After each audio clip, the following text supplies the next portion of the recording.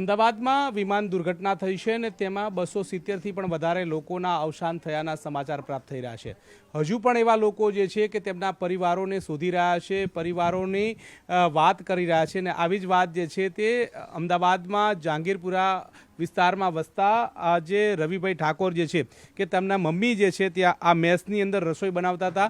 હજુ સુધી તેમનું કોઈ ભાળ મળી નથી, કોઈ પત્તો મળ્યો નથી અને તેમની નાની દીકરી 2 વર્ષની પણ હતી અને તેનો પણ ભાળ મળી નથી. તેમણે અનેક જગ્યાએ રજૂઆત પણ કરી છે.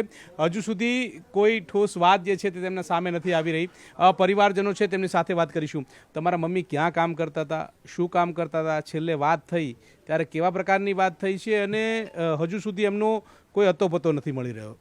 હા, મારે મમ્મી અહીંયા બીજે મેડિકલની જે યુજી મેસ છે સ્ટુડન્ટોની, ત્યાં જમવાનું બનાવે છે અને હું, મારા વાઈફ ને મારા પપ્પા અમે ત્રણેય રેસિડેન્ટ ડૉક્ટરોનું ટિફિન સર્વિસનું કામ કરીએ છીએ.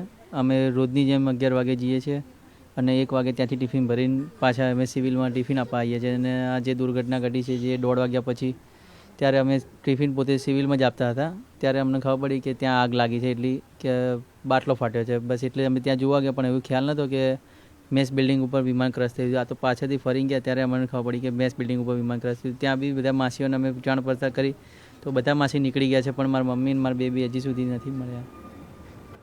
ક્યાં કોઈને રજૂઆત કરી છે તમે? કે વાત કરી છે, ખાલી રજૂઆતમાં એટલું જ કહે છે કે તમારું એવું હતું તમે બ્લડ રિપોર્ટ આપી દો, ખાલી DNA માટે આપી દો બસ, બાકી કોઈ શોધી લાવીશું, શોધશું કે એવું કોઈ જવાબ મળ્યો નથી અમને હજી સુધી.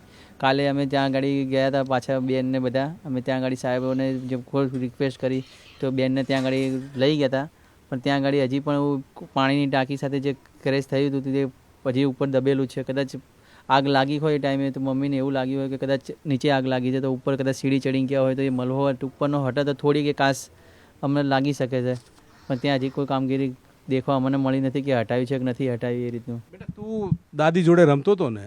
તું કેવી રીતે હા નીચે રમતો તો કેવી રીતે બહાર આવ્યો? હું નીચે રમતો તો ને જેવી આગ લાગી ને એવો હું ભાગ્યો. અને બેન ક્યાં રમતી હતી? નાની બેન તમારી ઉપર હતી. શું કરતી હતી? એ રમતી હતી. ક્યાં રમતી હતી? દાદી જોડે રમતી હતી કે હોલમાં રમતી હતી? બા જોડે રમતા હતા, હોલમાં રમતા હતા, ક્યાં રમતા હતા? ડોક્ટર બેસન ત્યાં રમતી હતી. છેલ્લે તમારી દીકરી ક્યાં હતી, શું થયું? અને મારી દીકરી હું નીકળું ને તો હું છુપાઈને નીકળું, કેમ મને જોઈ જાય ને મારી દીકરી મને નીકળવા નથી દેતી. મારી જોડી અમારા મેસમાં તોરલ માસી કરે છે, એમને ત્યાં બેડલીન બાટલીમાંથી રોટલી બનાવતી હતી. મેં મારી માસીને કીધું, માસી મારી દીકરીને જોજો બહાર ના નીકળે, હું ટિફિન આપવા જશું. આટલી જ મારી મહેન મારી એટલી મારી દીકરીને એટલી વાર જોઈ. અને અમે 1:05 અમે ટિફિન લઈ નીકળ્યા ને 1:40 તો આટલી બૂમ પડી ગઈ. અમે હોસ્ટેલમાં આવ્યા, બધી માસીઓ બહાર, પણ મારી સાસુ ને મારી દીકરી જ ના આવી ગયા. અમે ઘણો પ્રયત્ન કર્યો અમને ઉપર જવાનો, પણ ના, અમે ઉપર ના, કોઈએ અમને ઉપર મોકલ્યા. છેલ્લે વાત શું થઈ હતી તમારે ને શું કહેતા હતા? મારી સાસુ હું નીકળી, મારી સાસુ હું ખાઈ નીકળું, પણ મારી મમ્મીની વાત નહીં ખાવ, હું આવીને આપણે 2 સંગાત ખાશું, બસ આટલી જ વાત થઈ. મારી મમ્મીને ફોન લગાવ્યો પણ ફોન નહીં લાગે, કે ફોન નહીં લાગે મમ્મીને. હજુ ઘોડિયું ત્યાં હયાત છે એવું આપ કહી રહ્યા છો? ત્યાં ગાડી ઘોડ્યું એવું ને એવું જ છે. એટલે અમને એક એવી આશ છે કે ત્યાંનો ત્યાં કોકરેટ હટાવો અને ત્યાં અમને એવું લાગે છે કદાચ મમ્મી અને મારી ભત્રીજી ત્યાં હશે.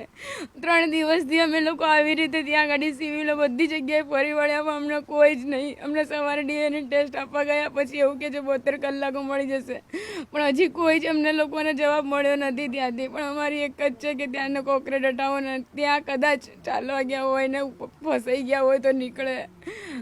બસ અમે એટલું જ કહીએ છીએ, ત્યાંનો કોકરેટ હટાવો ને ત્યાંથી મારી મમ્મીને મારી ભત્રીજીને ગોતી લાવો બસ. તો આ પરિવારજનો આજે પણ આક્રંદ કરી રહ્યા છે. તેમના દુઃખમાં સહભાગી થવા માટે આસપાસના લોકો પણ તમે જોઈ રહ્યા છો. તેમનું કહેવું છે કે કોઈ હજુ સુધી અતોપતો મળતો નથી, ક્યાં છે, કઈ સ્થિતિમાં છે એ કાંઈ ખ્યાલ આવતો નથી. તે પ્રકારની વાત આ તમામ લોકોના મુખેથી સાંભળવા મળી રહી છે. પરંતુ તેમનું કહેવું છે કે ક્યાંક મલબામાં તેઓ દબાઈ ચૂક્યા હશે, તે પ્રકારની વાત તેમના મુખેથી સાંભળવા મળી રહી છે. જેમની 2 વર્ષની નાની દીકરી હતી તેનું ઘોડિયું હજુ અકબંધ છે, આ પ્રકારનું તેમણે જોઈને આવ્યા છે, પરંતુ દીકરીનો પત્તો નથી અને મમ્મીનો પત્તો નથી. આ પ્રકારની વાત તેમના મુખેથી સાંભળવા મળી રહી છે. DNA રિપોર્ટ માટે થઈ અને તેમણે સેમ્પલ આપી દીધા છે. હવે એમના મૃતદેહ ક્યારે મળે છે તે અંગરની ચિંતા જે છે તે તેમને સતાવી રહી છે. કેમેરા નિલેશ સોસા સાથે ગૌતમ શ્રીમાળી, ન્યૂઝ 18 ગુજરાતી, અમદાવાદ.